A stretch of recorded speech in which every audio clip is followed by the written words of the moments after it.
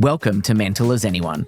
We're kicking off season 2. You can't agonise over every decision thinking, well, if I do this, it's going to make someone unhappy, because that is paralysing. We'll explore social media's impact on mental health, the highs and lows of life in the spotlight, and the remarkable strength it takes to push forward when life feels overwhelming. For me, a big distinction over the last couple of years is knowing when something is a me thing and knowing when something is a them thing. When someone says something horrific about you and they don't know you and there's no qualification for why, it's obviously about you. So join me as we learn together that we are mental as anyone. My body, I need a whole new body. my body's stuffed. Not only is BYD bringing this series to life, they're the pioneers bringing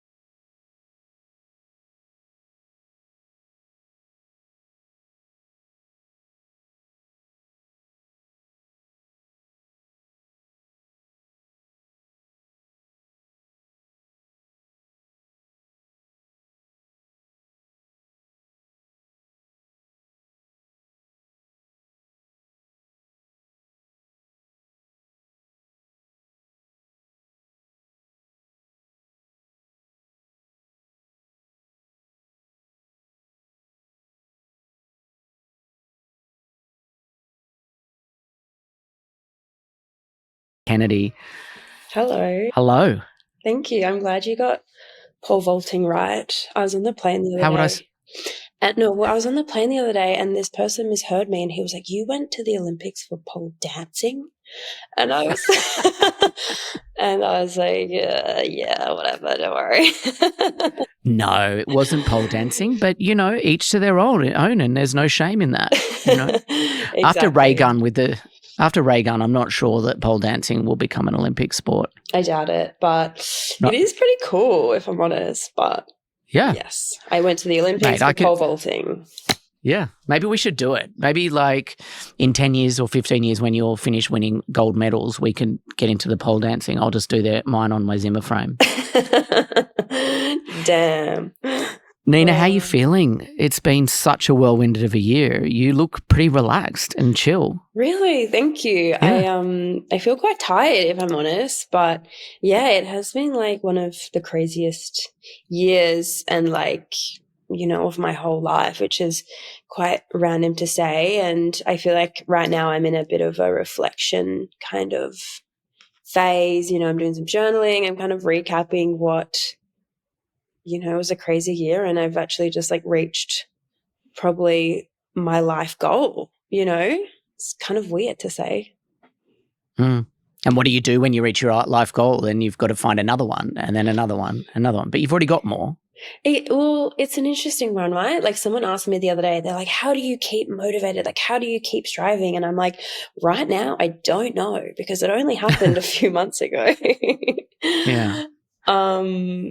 But you know what I actually really enjoying about my career at the moment is like every year and every season bring its new challenges. And, you know, this year was different to last year, which was different to 5 years ago. And it's about kind of learning and growing. And, you know, I'm sure this coming year would be filled with, you know, how do you deal with that pressure of being the Olympic champ, right? And that's something I'm going to have to learn and deal with, which is kind of exciting, which I like that.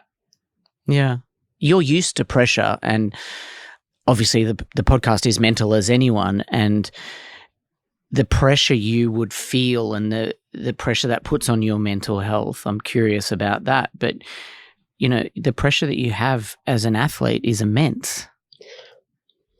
It's pretty crazy, especially, you know, going into the Olympics, right? I was equal world champion with Katie Moon, and, you know, that was a bit of a story about how we shared that gold medal, right? And a lot of people had an opinion of there should be only one winner. You're a coward. You should have kept jumping. You know, like, you don't have it in you was a bit of the vibe I got. I felt quite lucky in Australia. A lot of the vibe was great sportsmanship. Yeah, the girls. So it was very comparison. But, you know, that kind of meant that any media I would do leading up to the games was, are you going to share again? What are you going to do? And I really had to be quite open in terms of like, no, like, I don't want to share anymore. Like, I really want to go into these games and win the bloody Olympics. And I think because I put that out there, there was a lot of commentary. And, you know, your original question was about pressure. I really had to, and I guess I didn't learn it last year, but I'd learned it my whole career. It's like, what the hell is pressure? Like, is it the pressure from the outside noise, the media, your friends, your family, strangers, or is it like the pressure you put on yourself and, you know, your team? And I did a lot of work on defining that for me and how I was going to handle that. The closest thing I'll do to pole vaulting in my life will be when I pick up a walking stick at some point in my life. So that's as good as it gets for me to lift my body weight. I love it. You, and I apologize because I don't know as much about sport as I possibly should, but that's okay because this is mental health. But what I do know about pole vaulting is that it's a lot about your mentality as well as the physicality. And if you make a mistake, it's a matter of centimeters, right, or millimeters, and you could cause yourself some serious injuries. So if you're not in the right mental space going into that championship vibe, whatever you're doing, then you could literally really hurt yourself, and you know, it could be really, really serious. Yeah, I think you've hit the nail on the head there. You know, I think a really great reflection, and this is something I've learned over my whole career, a really great reflection of your mental health in our sport specifically, and I think other sports in general, is when people get like the yips. And like, you know, you see, you know, Steve Hooker, you know, Olympic gold medalist in Beijing 2008. A few years after that, he got the yips. And, you know, London Olympics wasn't as good. And, you know, you see maybe sometimes AFL players in front of the goals, they get the yips and they can't kick straight. And I really put that down to having a really great mental health at that time. You won't have yips. So a lot of the work I've done on my mental health and focusing on me as a person and, you know, making myself happy actually served as a really great mental foundation for my sport, and that kind of meant I could excel in my sport. Like? What do you mean? Like, what are those building blocks for you? What do you do? What do I do? You know, I guess I've definitely kind of gone through stages of you lose, you kind of interpret that as you're a shit person, or, you know, you're not good enough and you shouldn't be doing sport. You're never going to reach those goals. And I really had to separate the two of self-worth tied up with my performance. And once I kind of separated those two and again, really went back to my mental health, I had to you know, who am I? Why am I doing this crazy freaking sport? And what do I want to get out of it? And they were essentially 3 really hard questions I asked myself.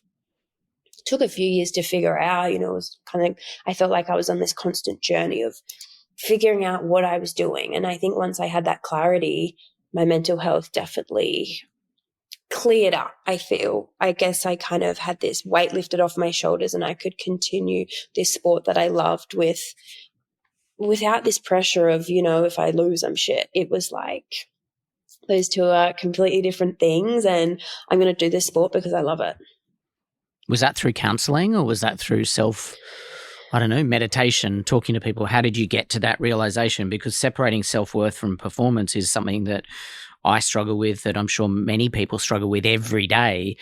And if I'm not in a great health space in any form, then it then falls into this pile of shit anyway. For sure. And then I have to separate it again and be like, Yeah. It's hard, right? It's really bloody hard. And I don't think we can forget that. I guess I want to preface that, this is my full-time job and I'm very fortunate to be able to do this. And a part of it I recognized was, Nina, you have to get your mental health right to be able to reach your goals. So, I wasn't doing it after work. It would be a part of my day. So I'm very lucky in that regard, but I basically just did it.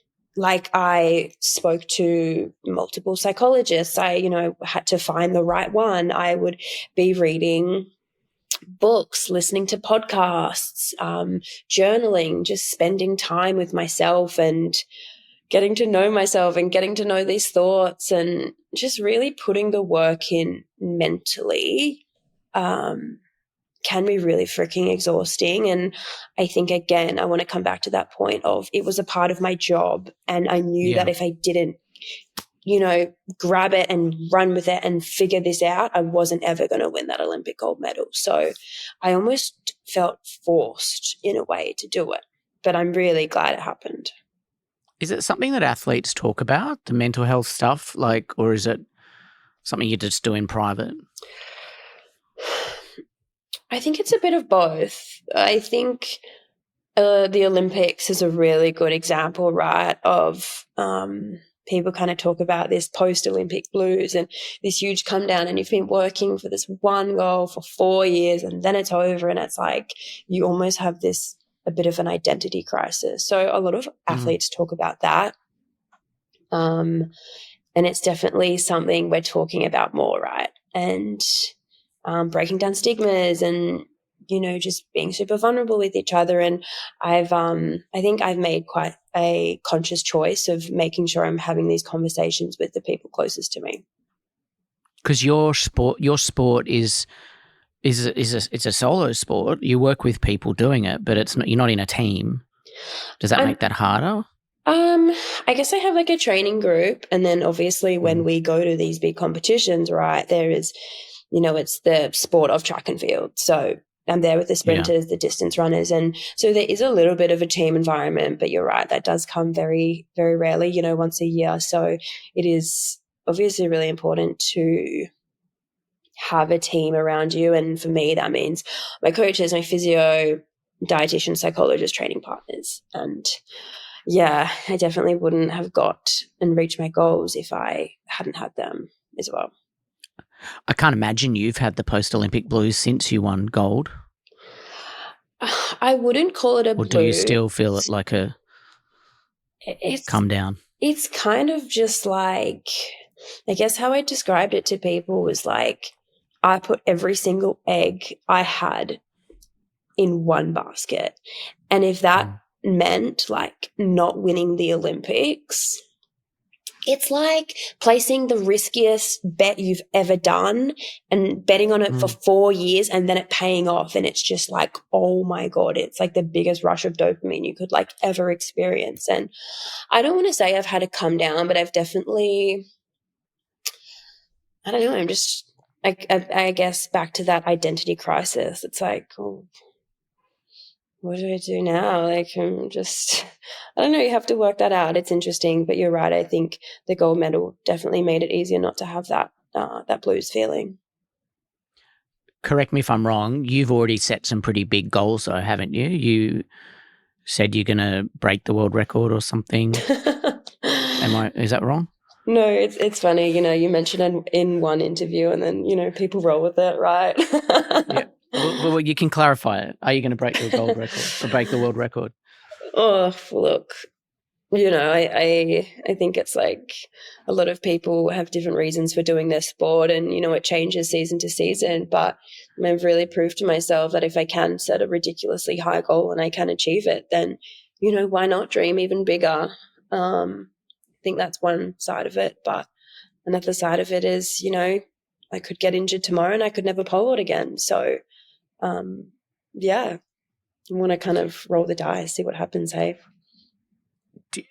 do you have to be prepared for that? In the same, because we drive cars. We don't think I have to be prepared for what if I injure myself and I can't drive or walk again. So I guess, do you think about what it would look like if tomorrow you broke your leg and could never walk or could never play the sport again? I do, and I think that kind of reflects this perspective and gratitude that I do like to kind of carry throughout my life and my days. It sounds so crude, and I don't know if it's appropriate to say, but I make sure I always tell my friends I love them, because you're right, they could be in a car crash and I don't want to leave seeing them on like a fight. And it's kind of the same with my career. It's like I could have a freak accident at training, in a car, whatever, and I might not be able to ever pole vault again and travel the world again and just live out my dream. So I try to have that gratitude throughout what I do. I want to jump back to something that I said earlier, and it's about the danger of the sport and keeping yourself in a good headspace when you're going into competing or just training or anything. Sometimes I don't have control over being in a good headspace. So what things do you do to get yourself in that good headspace? Is it breathing? Is it, I don't know what? Because as I said, if your confidence is shot for whatever reason, you've had a fight with your boyfriend, you've had a falling out with someone, or someone said something to you nasty on social media or any of those things, and it throws you for a second, that millimeter could make a difference. You could break your neck. For sure. You're not wrong. Not to rub that in. You're going to break your neck at training. Jeez, thanks. No, but you're right. Mental health is such an interesting thing, right? And it's this constant, journey we feel like we're on. I guess personally for me, it was really working out for myself what works for me.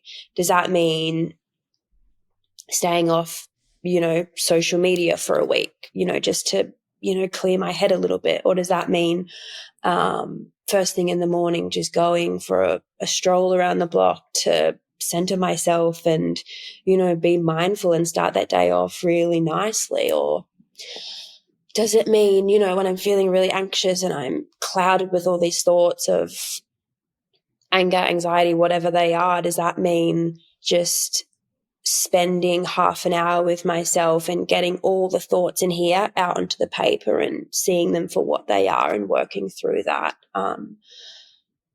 It's just really working what works for you. And again, I think it changes year to year, but they're just some of the things that I like to do. I guess lately, with all the hype of the Olympics and all that, I found I was on my phone so much, and I was like just getting so addicted to it. So, last week I stayed off social media and, I kept the phone out of my bedroom, and I just immediately just was living in the moment and connecting to the important people around me. Just one example. Did you consider in this sort of after post period where you're like, what is next? Did you consider leaving on a high and going, well, I've won the gold. I'm a champion. I'm good. I'm going to bow out. Should I retire? You're too young, and obviously going into LA, and you're going to be at peak performance, peak physicality, all of those things to be. You've got many years left in you, obviously. But has that crossed your mind? It's crossed my physio's mind. He's like, dude, you should have a year off or something. No, if I'm honest, it hasn't crossed my mind. If anything, it's like, I'm on a roll. Why stop now? As athletes, we don't get paid a whole lot. So you almost want to kind of not cash in while you can, but I'm really still enjoying it. I think it's more listening to your body, listening to your mind. After a normal year, I would have, 4 to 6 weeks off. This year, I might have, 2 months off. I'm pretty mentally and physically quite exhausted after those, 4 really hard years towards that one goal. And then are you thinking about LA? Of course.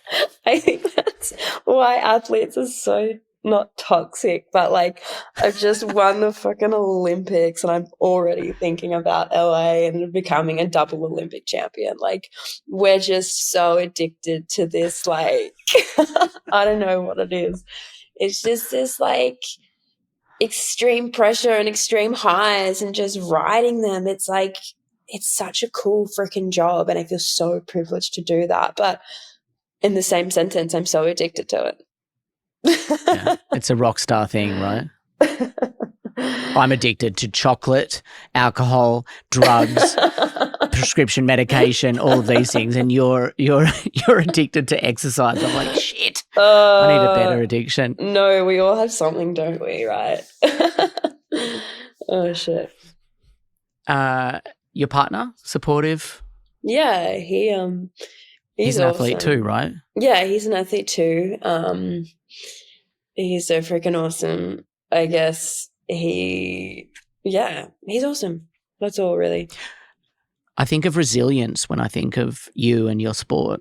You've really got to be resilient. You've got to cop the hits. You've got to roll with the punches, be nimble, go with the flow. Yeah. Resilience is a word that keeps coming to my head that I'm thinking throughout this chat. Yeah. I guess speaking to like resilience, just to like put into like context, I made my first senior Australian team in 2015 and I was, how old was I? I would have been 18. I'm 27 now. And I came dead last. Like I'm talking dead last. Anyways, the year after that was the Rio Olympics and I had basically jumped the qualifying mark the year before. All my family and all my extended family bought tickets to the Rio Olympics. The Olympics come, I didn't qualify. They all still went to Rio, had the best time, bought back all this merchandise. And those 2 years there where come dead last, don't qualify for the Olympics. The next year round, next season, got so injured, couldn't compete. I think a lot of people don't really know that story about me where there were, 3, 4, 5, 6, 7 years there before I really started to perform on that world stage. And, I won my first world medal in 2022. So just years of like dreaming big, trying your hardest, failing, doing it all again the next year, failing, doing it all again the next year, failing. And I think what's really important about those failures and those stories is that I learned from them. Of course I felt a little bit sorry for myself, but it was like, God, this sucks so much. I do not want this to happen again. How the hell are you going to like be better next year? Learn from it.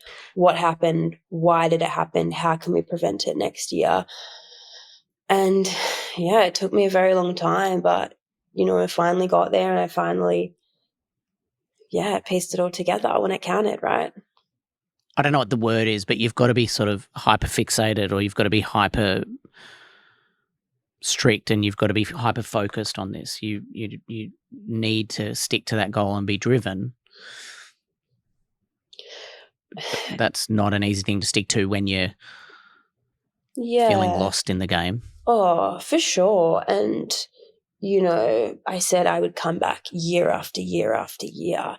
You're right. It was so hard to stay motivated. And I think how I dealt with that was just listening to myself and listening to what my mental, you know, thoughts were doing. And it was like, oh my God, like I've missed the Olympics and my whole family is over there. Like I feel really fucking embarrassed and shit and ashamed and all these, you know, emotions were coming up, but it's just about like, okay, like what do you need right now? Regardless of, you know, your athletic performance, what do you need as a human? Do you need to take, you know, this is such a privileged thing to say, but do you need to take 3 months out of the sport and go find yourself as a human and, you know, go to uni and, you know, focus on other things in your life to be able to then come back to the sport with a bit more clarity and a better mental frame, right? So, and each year it was different. You know, there was one year where I was like, I don't want to come into the building of where I train. Let me train somewhere else. I need a change of environment. I just need a change. So it was about listening to what I needed. Were you always confident and like you look cool? Were you always the cool, confident person? Oh my God. I think confidence is such an interesting thing, right? If you watch that Olympic final, I looked so fucking focused, so confident. Lots of people said that to me. They said you were a woman on a mission and you weren't going to like take shit. But inside I was like shit fucking nervous. I couldn't eat all day. I was shaking, like my legs were jelly. I think what's really cool about high performance sport is learning how to deal with those nerves and learning not to listen to those nerves and just getting on with the job. So what did you put there instead in your head? I would listen to those thoughts. This is yours to lose. You're meant to win the Olympics. What if you stuff up? Like, why the fuck do you think you can do this? You know, all those thoughts come in, right? But it's about listening to them, saying, thank you, brain. Like our brains are literally hardwired to catch fear, right? So it's just listening to those thoughts, understanding that your brain is just doing its job. Thank you, brain. Thank you, thoughts. Get back into your body, be mindful and replace those thoughts with something more positive. Thank you, brain, but like I'm well prepared. I've been doing this for 15 years and this is my moment. I think in all of that, it's just about being mindful of them and choosing to listen to them or not. And that more positive thing on that given time when you won the Olympics this time was you can do this. Yeah, I can do this. For sure. There was this moment in the competition where I missed a mantra. Yeah, I missed quite an early bar. And again, the thoughts come in of fuck, like, oh my goodness, like you missed it. Like, oh, like you're an idiot. What if you miss your second attempt and then you're on your third attempt and you choke and you fail and you're out and you don't win?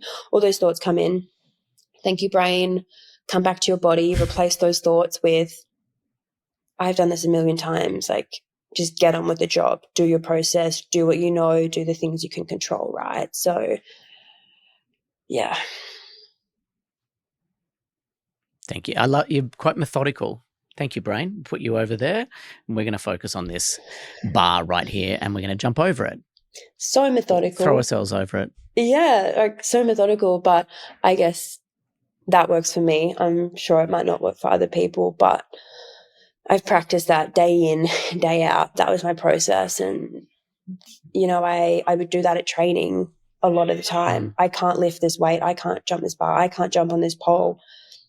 You practice that in training and you get to the biggest event of your life. Those same thoughts come up and it's like, okay, like, I don't want to sound arrogant, but at the Olympics, I felt as though I could win with my eyes closed because I had practiced my processes so darn much.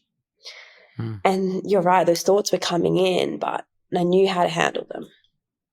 And I guess it's like a lot of my job and a lot of what pole vaulting is about controlling what's going up on here and, you know, actually doing more mental training than physical training sometimes.